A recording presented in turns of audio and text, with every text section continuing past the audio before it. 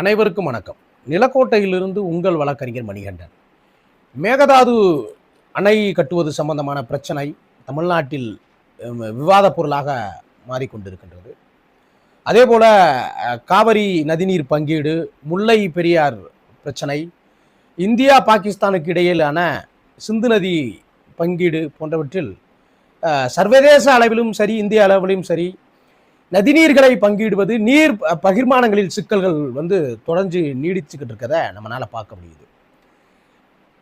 இதை பற்றிய ஒரு ஆய்வை மேற்கொள்ளும் பொழுது நதிநீர்களுக்கான பிரச்சனை, நீர் பங்கீட்டில் ஏற்படக்கூடிய சிக்கல்களுக்கு மிக முக்கிய காரணமாக இருப்பது மக்கள் தொகை அதிகரிப்பு. ஒரு புறம் மக்கள் தொகை அதிகரிப்பு, இன்னொரு புறம் நீர் பற்றாக்குறை, நீர்நிலைகள் அழிவு, அதே போல நதிகளில் நீர் இல்லாத சூழல், மழைநீர் பொய்த்து போகக்கூடிய சூழல் போன்றவற்றெல்லாம் இதற்கு ஒரு அடிப்படை காரணங்களா இருக்கு.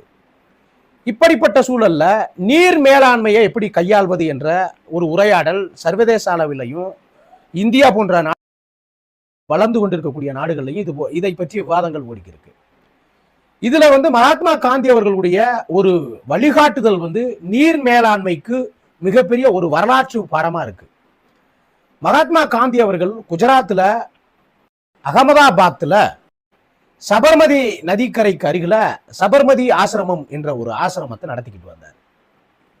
அப்படி அந்த ஆசிரமத்தை நடத்தி வந்த மகாத்மா காந்தி அவர்கள் தினமும் அந்த சபர்மதி நதிக்கு சென்று தான் எடுத்து செல்லக்கூடிய ஒரு வாளி தண்ணியை மோந்து கரையில் நின்று குளிப்பது வழக்கம். இதை வழக்கமாக அந்த நதிக்கரையில் சென்று வரக்கூடிய ஒரு பாதைசாரி, அதாவது அந்த வாக்கிங் செல்லக்கூடிய ஒரு நபர் இதை கண்காணிச்சுக்கிட்டு வர்றாரு. அவர் என்ன நினைக்கிறாருன்னா, என்ன காந்தி ஒரு வாளியை கொண்டு வராரு, தண்ணியை மோந்து தனியா நின்று குளிக்கிறாரு, இந்த நதியில இவ்வளவு தண்ணி ஓடிக்கிருக்கு, ஏன் இப்படி அந்த நதியில குளிக்காம தண்ணியை மோந்துட்டு போய் குளிக்கிறாரு அப்படின்றத ஒத்து கவனிச்சுக்கிட்டு வர்றாரு. ஒரு நாள் யதார்த்தமாக மகாத்மா காந்தியை சந்தித்த அந்த நபர் ஏன் இந்த நதியில இவ்வளவு தண்ணீர் ஓடிக்கிருக்கு, நீங்க அதுல ஒரு வாளி தண்ணியை மோந்து குளிக்கிறீங்களே, என்ன காரணம் அப்படின்னு கேட்கிறாங்க. அப்ப மகாத்மா காந்தி அவர்கள் இந்தியாவில் வாழக்கூடிய இத்தனை கோடி மக்களுக்கும் இந்த சபர்மதி நதியில பங்கு இருக்கு, இன்றைக்கு இந்த நதிநீர்ல எனக்கான பங்கு இந்த ஒரு வாளி தண்ணி தான் அப்படின்னு சொல்லுவார். அதாவது நீர் விரயமாக்கப்படுவதை, நீர் என்பது ஒரு தனி மனிதர்களுக்கான சொத்து அல்ல, ஒட்டுமொத்த மக்களுக்கான சொத்து, எதிர்கால சந்ததிக்கான சொத்து, அதில் எடுக்கக்கூடிய உரிமை என்பது அது சரியான அளவுகோலாக இருக்க வேண்டும் என்பதை வழிகாட்டு விதமாக, சுட்டிக்காட்டு விதமாக காந்தி அவர்களுடைய பதில் இருக்கும்.